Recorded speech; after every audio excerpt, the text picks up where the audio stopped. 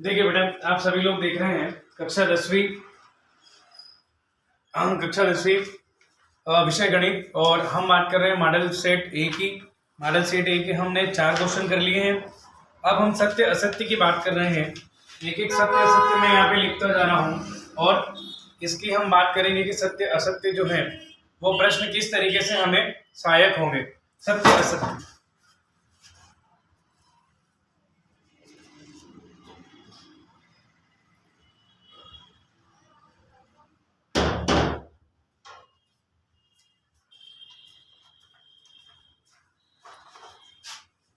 सत्य असत्य में हम देखेंगे प्रश्न क्रमांक हमारा ये है 5।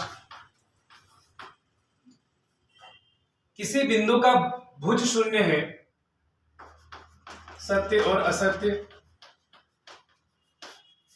लिखिए, शॉर्ट में लिख दिया। किसी बिंदु का भुज शून्य है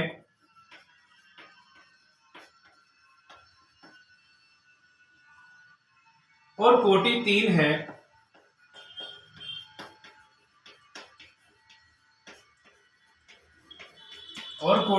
है, तब वह x अक्ष पर स्थित होगा।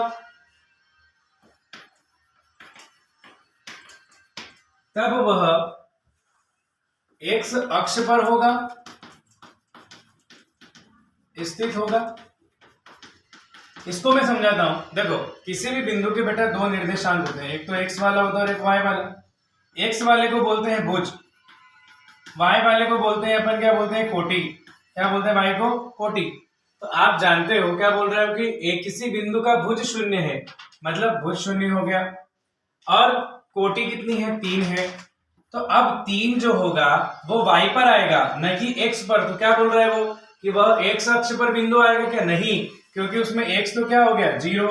तो ये कथन क्या हो जाएगा? गलत, जिसको अपन क्या लिखेंगे बेटा? असत्य। ठीक है, इसको हम क्या लिख देंगे? असत्य। मैंने गलत कर दिया है, आप यहाँ क्या लिख सकते हैं? असत्य। ठीक है, आगे दूसरे नंबर की बात करते हैं। तो यहां लिखा हुआ है, यदि किसी द्विघात समीकरण के विविक्तकर का मान 0 हो, यदि द्विघात समीकरण का विविक्तकर 0 है, यदि किसी द्विघात समीकरण का विविक्तकर 0 है, तो उसके मूल वास्तविक और समान होंगे। तो उसके मूल वास्तविक व समान होंगे। बिल्कुल हाँ, सही। क्यों? मैंने बताया था विविक्तकर 0 होता है तो मूल वास्तविक होते हैं। ठीक है, तीसरा, श्रेणी 2, -2, फिर लिखा है 2, -2 एक समांतर श्रेणी है, इसकी बात कर रहे हो। ठीक है, तो अपन इसकी बात करेंगे। देखो, दोनों में अंतर कितने का है? समांतर क्या होती है? हर 2 पदों के बीच का अंतर क्या होना चाहिए? समान। तो इसमें दूसरे में से पहला घटाएंगे तो -2 माइनस का 4 आया, और इसके अंदर से तीसरे में से दूसरा घटाएंगे तो सार्वंतर कितना आएगा? 2 माइनस का 2, तो क्या आ जाएगा? 2 प्लस कितना आ जाएगा? 2 प्लस का क्या आएगा? 4। तो यहाँ इन 2 पदों के बीच -4 अंतर और इसके बीच में 4 है, तो ये कभी भी समांतर श्रेणी नहीं बन सकती, क्योंकि समांतर श्रेणी क्या होती है? जिसके प्रत्येक 2 पदों के बीच का अंतर क्या होता है बेटा? समान हो। तो यहाँ इन दोनों के बीच का अंतर समान नहीं आ रहा है, मैंने आपको समझा ही दिया। इन दोनों के बीच -4 आ रहा है और इन दोनों के बीच क्या आ रहा है? प्लस का 4 आ रहा है। आगे चौथा, क्षैतिज तल से ऊपर की ओर देखने पर, क्षैतिज तल से ऊपर की ओर देखने पर, क्षैतिज तल से ऊपर की ओर देखने पर दृष्टि रेखा क्षैतिज रेखा के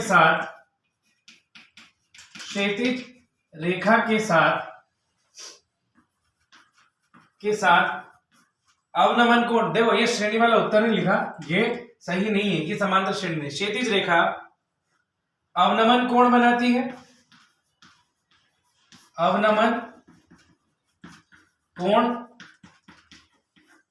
कोण बनाती है क्या? क्षैतिज ये रहा अपना हॉरिजॉन्टल।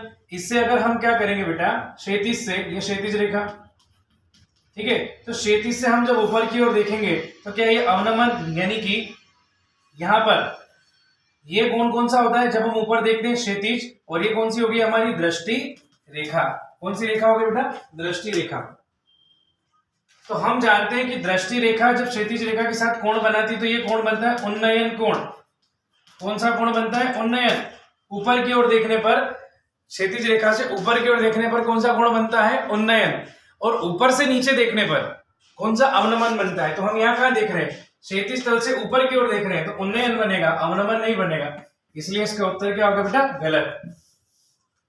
आगे चलते हैं। पांचवा बहुत अच्छा क्वेश्चन यहाँ पे बना है। इसमें एक किनारे पर बेलनाकार बनाई गई पेंसिल, बेलनाकार बनाई गई पेंसिल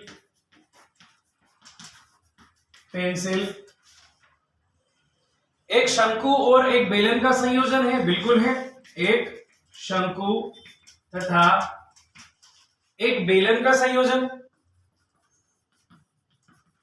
बेलन का संयोजन है। बिल्कुल है। इस प्रकार से आप पेंसिल बनाते हो बेलनाकार, और अगर एक बिंदु से बनी है तो यह शंकु भी है और बेलन भी है।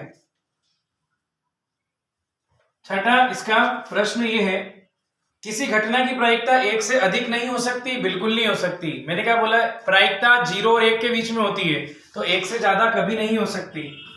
किसी घटना की प्रायिकता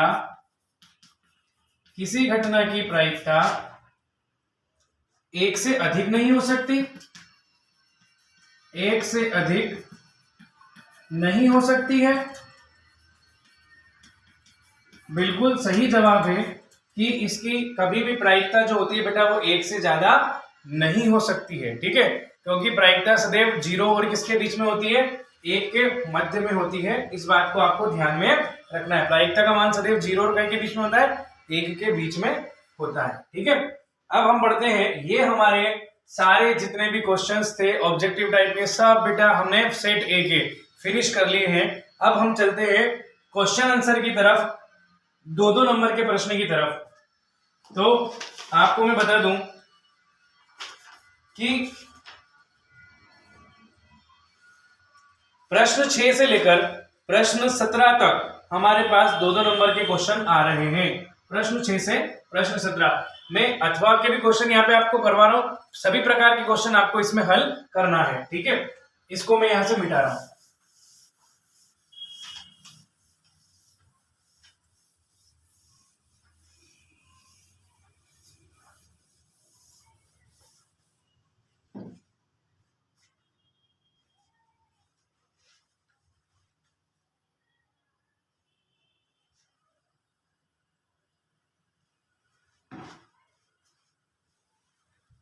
अब हम यहाँ पे चलते हैं, प्रश्न की बात करते हैं। तो प्रश्न की कौन सा? 6, प्रश्न 6 जो 2 नंबर का है और इसका अथवा वाला, उसकी अपन बात करते हैं। उनको समझते हैं कि ये प्रश्न क्या है और कैसे हमको इसको हल करना चाहिए। प्रश्न क्रमांक आपका 6 जो कि 2 नंबर के लिए है, लिखता है व्याख्या कीजिए। क्या बोलता है? व्याख्या कीजिए कि 7 गुणित 11 गुणित 13 प्लस 13 व 7 6 5 4 3 2 1 प्लस 5 भाज्य संख्याएं हैं। भाज्य संख्याएं क्यों है? संख्याएं क्यों है? 2 नंबर, और अपन हल भी उतना ही लिखेंगे, ज्यादा बड़ा चढ़ा करके नहीं लिखना। हल भी 2 नंबर जितना ही अपनों को लिखना है। ठीक, हल सर्वप्रथम संख्या पहली बार ये दो प्रश्न बेटा, एक इसके लिए एक इसके लिए। संख्या 7 गुणा 11 गुणा 13 प्लस 13 में बराबर करके लिखे। दोनों जगह से हम कितना कॉमन ले सकते हैं? 13। यहां से भी यहां से भी 13 कॉमन निकाला तो अंदर बचेगा 7 11 1 प्लस यहां कितना बचेगा? 13 एकम कितना? 13। देखो यहां से भी कॉमन आया, जहां से कॉमन निकाल लिया वहां 1। 13 गुणित 11 7 77 और 11 7 77 एकम 77 और एक यहां से 78। 13 गुणित कितना? 78। अब क्या करना? 78 को भी हम अभाज्य गुणनखंड करने आते हैं ना आपको, तो 78 के आप गुणनखंड करोगे ना तो क्या आ जाएगा? तो आपका 78 के गुणनखंड आएगा 2 गुणित 3 गुणित 13।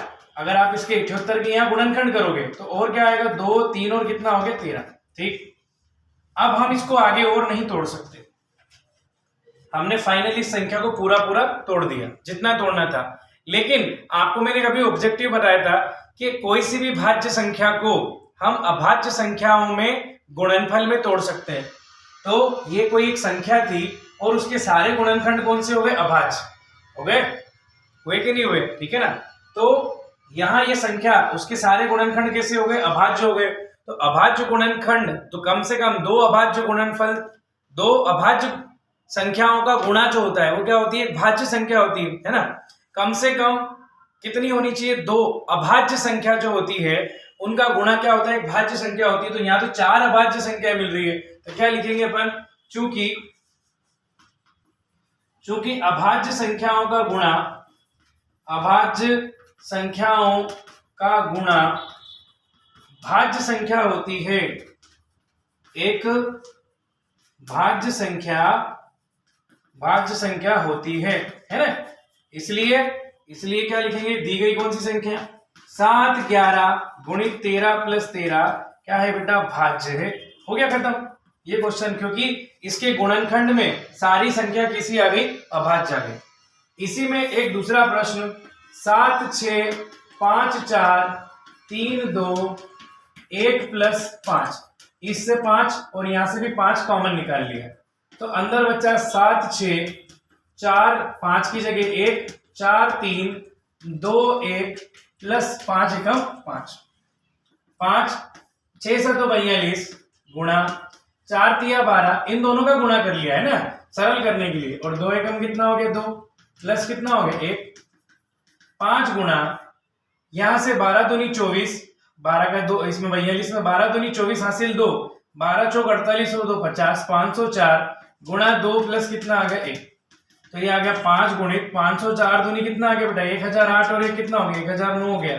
तो 1000 और कितना आ गया? 9। ये भी अभाज्य और ये भी क्या है? अभाज्य है। तो मैंने क्या बोला था? 2 अभाज्य संख्याओं का गुणा एक क्या होता है? भाज्य संख्या होती है। तो चूंकि अभाज्य संख्याओं का गुणा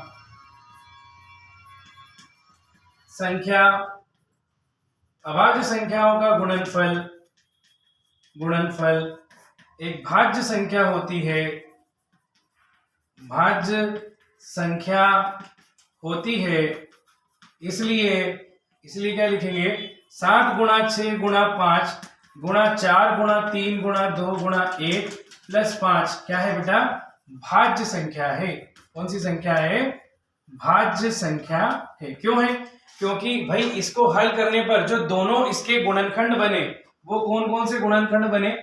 दोनों में आप देख रहे हो अभाज्य यहाँ पर संख्या है, ठीक है ना। अभाज्य संख्या इसके गुणनखंड में आ रही। अब ये 5 भी अभाज्य और 1009 भी अभाज्य। देखो बेटा बात हुई है, हम पढ़ रहे हैं क्या? सेट ए का ये प्रश्न क्रमांक 6 जो 2 नंबर के लिए। इतना सा काम अगर आपने कर दिया तो 2 नंबर जो है वो आपके खाते में क्रेडिट हो जाएंगे। मतलब हमारे परीक्षा के 2 नंबर कहीं से कहीं तक कटने वाले नहीं। एक बार फिर मैं बता देता हूं, क्वेश्चन ये है कि ये भाज्य क्यों है। तो आपने इसमें से इसके गुणनखंड कर दिए। जैसे कि आपने पहले कॉमन निकाला 13, 7 11 1 प्लस कितना आ गया? 1, 77 और 1 कितना? 78, 78 के भी गुणनखंड कर दिए। मतलब कुल मिला के आपने उस पूरी संख्या जो भी थी उसके सारे गुणनखंड का में बता दिए अभाज्य में, है ना। हम क्या जानते हैं कि कम से कम दो अभाज्य संख्या भी रही तो उनका गुणा भाज्य होगा। यहाँ तो कितनी हो गई, 1 2 3 4, 4 संख्या हो गई। इन चारों का जो गुणा होगा वो जरूर एक क्या होगा, भाज्य होगा, है ना।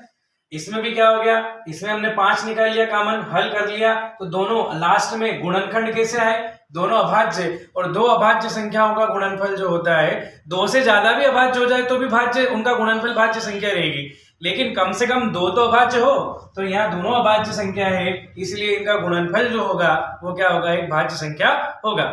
इसलिए दी गई संख्या जो है वो क्या होगी, भाज्य संख्या होगी। अच्छा, इसके अलावा आपको एक और हल करने का तरीका बताता हूं। पहले इन जो गुणा में है गुणा कर लो, इन सबका गुणा करके ना 13 जोड़ दो।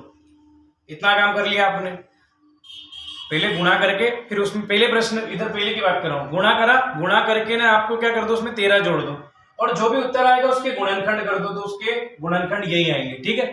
इधर भी इन सबका गुणा कर दो 1 तक, पीछे 5 जोड़ दो। सबको जोड़ने के बाद फिर आप क्या करोगे, जब आप देखोगे इसको, वो जो उत्तर आएगा गुणा करके 5 जोड़ने पर जो उत्तर आएगा, उस उत्तर के फिर आप क्या कर देना, अभाज्य गुणनखंड निकालोगे, तो भी आपका उत्तर यही आएगा, उसके गुणनखंड 5 और 1009 ही आएंगे। तो इसका मतलब 2 तरीके हो गए, लेकिन मेरे को ये तरीका अच्छा लगता है, बड़ा सरल है, हमको ज्यादा लंबा नहीं खींचना सवाल, इसलिए इस तरीके को भी आपको हल करना आना चाहिए, ठीक है। इसके बाद हम बात करते हैं 2 नंबर में, छठे में अथवा। ये क्वेश्चन आई होप कि आपको पूरा अच्छे से क्लियर हो गया होगा। 2 नंबर में छठा प्रश्न और इसका अथवा वाला, छठे का अथवा। वीडियो लगातार देखते रहिए, वीडियो अपने दोस्तों तक शेयर करिए। कुछ ऐसे बच्चे जिनका मनोबल जो है बहुत कमजोर है, जिन बच्चों को लग रहा है कि वो 10वीं उत्तीर्ण नहीं कर पाएंगे, 10वीं में उनकी स्थिति बहुत खराब है, मैं विश्वास दिलाता हूं कि अगर 4 सेट अगर आपने ये वीडियो में कंप्लीट कर लिए, तो आप 101% जो है पास होने की पूरी कैटेगरी में आ जाएंगे, संभावना में आ जाएंगे, ठीक है। आपको सबसे मेन फोकस इन 4 सेट को अच्छे से पढ़ना है, समझना है और इनको हल करना है।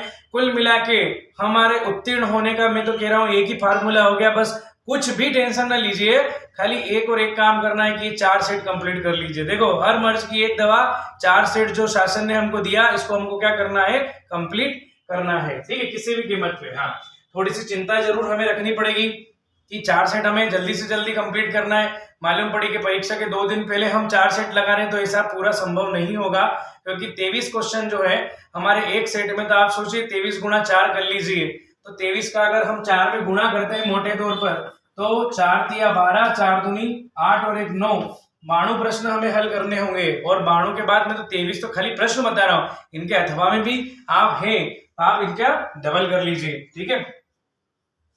तो हम छठे की बात कर रहे थे, सेट ए में छठे का अथवा, ठीक है। छठे का अथवा प्रश्न ये कह रहा है, बड़ा सरल प्रश्न, छठे का अथवा, और ये कह रहा है 5005 के, प्रश्न लिख रहा हूं, 5005 के अभाज्य, 5005 को अभाज्य गुणनखंड के गुणनफल के रूप में व्यक्त कीजिए। 5005 को अभाज्य गुणनफल के गुणनखंड के रूप में व्यक्त कीजिए। अभी कैसे व्यक्त करेंगे ये समझिए। हल कुछ भी नहीं करना है आपको, बड़ा सरल, गुणनखंड निकाल लो, 5005 लिखो, ये लिख दिया 5000 और क्या लिख दिया 5 लिख दिया, ठीक है। 5005 में अपन देखते हैं पीछे अंक आ रहा है कौन सा 5, तो 3 से जाने की संभावना भी रहती है, पर यहाँ 3 से जाने की कोई संभावना नहीं है, क्योंकि अंकों का योग जो है वो कितना आ रहा है आपका 10 आ रहा है, और 10 3 के पहाड़े में नहीं आता है, तो 5 से ये जाने की पूरी संभावना है। 5 एकम कितना हो गया बेटा 5, ठीक है, 0 और 0 और फिर 5 एकम कितना हो गया 5। सोचिए फिर इसके बाद कौन सी संख्या से जाएगा, 5 से हमने दे दिया, तो 5 से छोटी तो ले नहीं सकते, 5 के बाद कौन सी 6 से जा नहीं सकता, 7। कोशिश करके देखते हैं कि 7 से जा रहा है कि नहीं जा रहा है। देखिए 7 से नहीं जाएगा तो उससे बड़ी संख्या हमको लेनी है, मैं आपको सिखा रहा हूँ कि ऐसे ट्राई करना है। 7 एकम कितना हो गया 7। अगर नहीं आ रहा ना तो साइड में भाग देके देख लो, कोई दिक्कत थोड़ी ना है। जैसे कि 1001 है, इसमें 7 से भाग दिया, 7 एकम कितना 7, बच गया 3, ऊपर से उतरी 0 है ना, 7 चौ कितना हो गया 28, ऊपर से उतरा कितना 2, ऊपर से आया कितना 1, कितना हो गया 7, 7 दिया कितना हो गया 21 हो गया, ठीक है। तो कितना आ गया बेटा 100 ने कितना आ गया 43, 100 ने कितनी बार आएगा 43 बार आ जाएगा, ठीक है ना। 7 से 143 बार, फिर 143 में 11 से भाग जाएगा क्योंकि 7 से भाग जाने वाला नहीं है। अगर 7 से भी दें, यहाँ 7 7 दूनी 14 और फिर 3 बच जाएगा, तो 143 में जाएगा 11 से, 11 से जाएगा 143, 11 एकम 11 बच गया कितना 3, और यहाँ 3, 11 तिया कितना आ जाएगा 33, कितना आ जाएगा 11 तिया 33 आ जाएगा। ठीक है, तो 11 एकम 11, 11 तिया 33, और फिर आ गया 13, तो 13 एकम कितना हो जाएगा बेटा 13 हो जाएगा। ठीक है ना। तो इसकी अगर अपन बात करें तो इसके अभाज्य गुणनखंड जो है वो कितने निकल गए, 5 7 11 और कितना निकल गया 13। तो बस आपको कुछ भी नहीं करना बेटा, 5005 के अभाज्य गुणनखंड कौन कौन, 5 7 11 और 13, बस ये आपका उत्तर हो गया। ये छठे का अथवा बड़ा सरल क्वेश्चन, कुछ भी नहीं करना, केवल और केवल गुणनखंड निकालना था, जो कि हमने कर लिया है। ठीक है, आगे हम बात करते हैं प्रश्न की। ये जितने भी प्रश्न थे हमारे पास, सत्य असत्य और प्रश्न क्रमांक जो है छठा, इसके बाद जितने भी आपको क्वेश्चंस मिलेंगे 7 से लगाकर आगे तक के जितने भी क्वेश्चंस हम करेंगे वो सब हम एक नेक्स्ट वीडियो में अपने करने वाले हैं। तो इसके लिए आज तक के लिए ये जितने भी वीडियोस हैं आपको तैयार करना है। ये सारे वीडियोस जो है 11 तारीख के हैं। 12 तारीख में जितने भी वीडियोस मिलेंगे इस पेपर के 2 नंबर और 3 नंबर के लगभग सारे क्वेश्चन हम हल कर लेंगे, या हो सकता है संभावना बढ़ जाए कि 2 3 और 4 के भी अपन कंप्लीट कर लें। आज ऑब्जेक्टिव अपनों को जितने भी ऑब्जेक्टिव हमने पढ़े हैं 30 ऑब्जेक्टिव, और इन सभी ऑब्जेक्टिव्स के लगभग 30 अपने पास ऑब्जेक्टिव अपने पढ़ लिए, 6 और हर एक में लगभग 6 अपने पास ऑब्जेक्टिव है। तो 6 बजे 30 हो गया, 30 नंबर का हमारा कोटा यहीं से पूरा हो जाता है।